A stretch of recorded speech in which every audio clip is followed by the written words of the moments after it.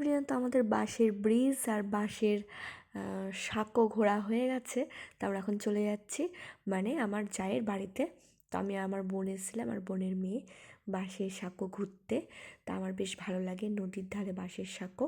তারপর আমাদের ঘোরা হয়ে গেল। তারপরে দেখি আদি ওর ঠাম্মুর কাছে কুরকুরে খাচ্ছে, মানে ঠাম্মু কিনে দিয়েছে দুই ভাইকে, ওরা কুরকুরে খাচ্ছিল আর কি, আর নাচানাচি করছিল হরির নামে। আর এইদিকে ছিলেন এই যে বৈষ্ণব, ওনারা কি সুন্দর ওখানেই মানে ছিল, ওদের নিয়মগুলো দেখছিলাম, আমার বেশ ভালো লাগছিল। আর তারপরে এই যে আদি আর আয়ান এই যে সুন্দর মিলেমিশে খেলা করছে, ঠাকুরের পুজো হচ্ছে সেগুলোই দেখছিল।